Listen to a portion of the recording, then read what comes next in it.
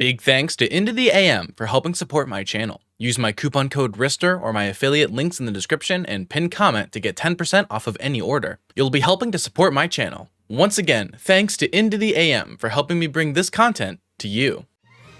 Early last weekend, in the Fukuoka Prefecture of Japan, a national tournament took place in the Japanese Smash world, drawing in 278 entrants and being classified as a B+ tier, also known as a national. With most of Japan's tippy-top talents worn out from last weekend's double majors, it opened the door for many of Japan's lesser-known players, as well as a handful of international competitors, to take the crown instead. Today, we'll be going over every single notable event from this tournament, starting with the top with the most notable events, and working our way down to look at the tournament's biggest runs and upsets. Also, this video is the second experiment of a new style I'm trying out. Look into the comments for my thoughts on this and responses to the feedback I've gotten so far. But without further ado, here's everything notable from Kowloon 11.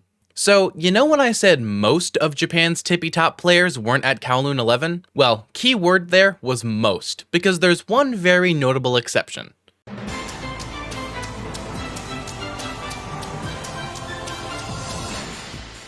Hurt was the one who ended up taking the crown at Kowloon 11, defending his home turf from the international invaders, and, relatively speaking, sweeping this bracket fairly easily, just like I predicted in Friday's pre-tournament analysis. Hurt is coming off of a huge level up from the start of this year. Don't get me wrong, Hurt has always been a really talented player, but 2024 has seen a different level entirely. From the win at Battle of BC6 over North America's best, all the way to becoming top 3 in Japan at KGDB 12, with Hurt's destructive deconstruction of Game 5 Akola twice, Hurt is quickly becoming the only one who can realistically threaten the meta of the Four Horsemen, and should honestly get a video dedicated all to himself one of these days. Hint hint. Hurt kept up this amazing momentum by taking a page out of Miya's book and farming smaller, non-major Japanese tournaments. Who knows, maybe it'll become a major before the ranking season ends. Hurt was the clear-cut first seed of the event, and began by getting through pools, but not without a close call.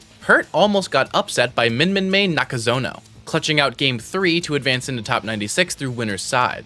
Once here, Hurt would continue his stride through winners, defeating Moti, who I believe plays Korin, 3-0, as well as defeating one of Japan's only top ZSS players, Iba, in a 3-1 set victory, in order to advance into winner's side top 16.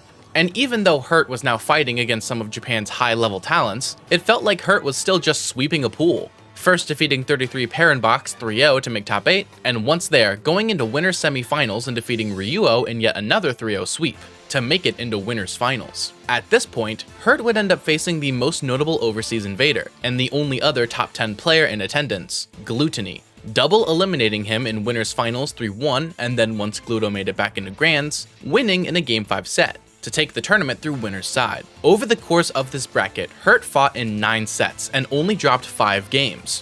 1 in pools to Nakazono, 1 in top 96 to Iba, and then the other 3 were all dropped to Glutiny in their 2 sets. Speaking of which, Glutiny was the runner-up at Kowloon 11, and was the most notable overseas invader by far, although there weren't that many when compared to last weekend's dual majors.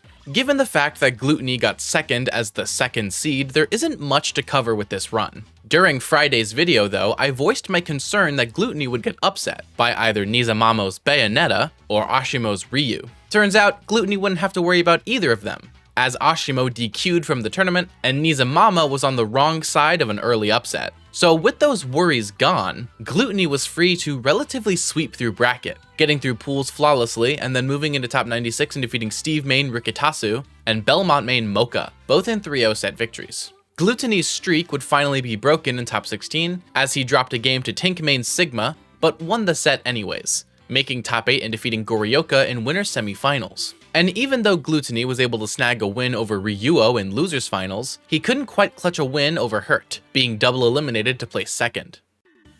However, while we've gone over our top 2 finishers, neither of them have the most notable run at Kowloon 11. The most notable, statistically speaking, actually belongs to Marcos, the Rob main. I said statistically speaking because Marcos is the only player from this tournament to gain points, now being worth 30 LumiRank points based off of this performance and placement. Marcos came into the tournament as the 11th seed, and was able to make it through pools without issue, But once in top 96, Marcos lost to Diddy Kong main Kaki P in a close Game 5 set, dropping into losers extremely early. This is partly why Marcos had one of the best performances of the tournament, as not only did he outplace his original seeding, but he did so primarily through losers bracket, which Marcos started off by winning 3 sets to make top 16, defeating Mitsuba, Renji, and Mocha.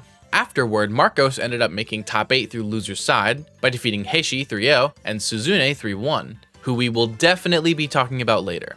Marcos had already outperformed his seed by making top 8, but afterward kept going, defeating Roki in losers 8s 3-0, and then getting his best win of the entire tournament by defeating Goryoka in a Game 5 set. A phenomenal upset that proved to be one of the driving factors of Marcos getting those sweet Lumi rank points. Sadly enough though, Marcos would next lose 3-1 to Ryuo in loser semis, eventually placing 4th as the 11th seed after being double eliminated by Diddy Kong players. But Marcos had a great losers run and some of the best upsets, being the player who benefited perhaps the most from this tournament, with a sick 30 points on the board. But Marcos wasn't the lowest seed to make top 8, not even close. Instead, that honor belonged to the second Diddy Kong player to make top 8 at Kowloon 11, Nyono KNB. Nyono KNB came into Kowloon 11 as the 40th seed, by far the lowest to make top 8. And not only did Nyono have the best performance, he also had by far the greatest losers run of the tournament as well, as Nyono lost early on in pools to Tom 2-1, who I believe mains Jigglypuff. Nyono entered top 96 from losers side, proceeding to slog through the bracket, defeating Hayu and Nakate 3-1, and Kusharu in a presumably close Game 5 set. And if that Game 5 wasn't enough, how about 2 more? As Nyono KNB went Game 5 against both Nice Gontour and Iba, the ZSS who we mentioned earlier, to make top 16 through losers side. Once there, Nyono defeated Futari no Kiwami A in another Game 5, and then Tomitomi the Mega Man 3-0, in order to make top 8 through losers side. Now in top 8, Nyono got a Game 5 win over Toonlink main Sigma, barely preventing a reverse 3-0 to advance into losers quarterfinals. Waiting for him there was Ryuo, and apparently Nyono had no interest in playing the Diddy Kong Ditto, as he went a secondary Cloud, and sadly got reverse 3-0'd, eventually placing 5th as the 40th seed after having not only the best SPR of the tournament, but also the best losers run. Oh, and yes, in case you weren't keeping track, poor Iba, the ZSS main, lost to 1st place and 5th place to get 17th. A Greek tragedy indeed. And lastly, for the top 8, both 7th place finishers had notable upsets and runs to make it into the top 8. And while they weren't quite as notable as what we've talked about so far, they still deserve recognition. Roki is an Isabelle main I actually made an entire video about for winning a previous Kowloon tournament. I also said in Friday's video that I wanted Roki to make top 8 here. Well, ask and you shall receive, I suppose. Roki, the 10th seed, actually lost early on to Sigma, the Toonlink, and proceeded to make a notable losers run to the top 8, defeating Run, Mirukage, and Kaki P, all without dropping a game, before getting his most notable win, a 3-1 victory over 33 Parent Box in Isabelle Steve, in order to make top 8 through losers side. Sadly though, a 3-0 loss to Marcos meant that Roki was eliminated at 7th place as the 10th seed.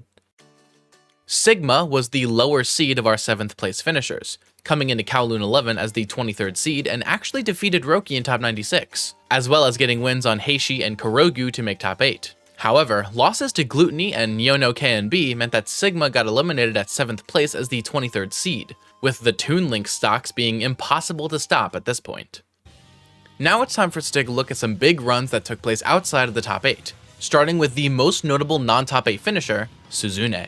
Suzune is a Mewtwo main who came into the tournament as seed 36, starting off the weekend by getting through pools, defeating both Dramatic Pasta 2-0, and going Game 3 against Yu, clutching it out to make top 96. Once here, Suzune got his best win of the entire tournament that was tragically unstreamed, a Game 5 win against Goblin, the 4th seed, a massive upset. Goblin, who was the other notable overseas invader at Kowloon, would go on a minor losers run before eventually losing in another upset to top Icy's main Futari no Kiwami A in a 3-1 loss, for a final placement of 17th as the 4th seed. But back on topic, Suzune would go on to defeat Noko Bros, one of Japan's only Pikachu players, in a 3-1 set victory, to make top 16 from winner's side. Sadly though, it was here where Suzune would lose to Ryuo 3-0, dropping into losers and then losing again 3-1 to Marcos, for a final placement of 9th as seed 36. But Suzune wasn't actually the only Pokemon main who went on an insane run at Kowloon 11. Kogu is a Pichu main who was coming into Kowloon as the 24th seed, starting off the weekend by getting through pools, going game 3 against Pikachu main Ninjin, but clutching it out to make top 96. Once there, Kogu lost to Futari no Kiwami-A 3-0, dropping into losers and going on a notable losers run, starting off by defeating Daigoru, a top 12 seed who got upset early, in a game 5 set, then defeating Tom and Noko Bros 3-1, to make top 16 from losers side. And yes, the Pichu main had to defeat 2 Pikachus in his bracket. Freaky coincidence. Either way, Kogu went into top 16 and defeated Karubi the Little Mac 3-1, before sadly losing to Sigma 3-0, for a final placement of 9th as the 24th seed.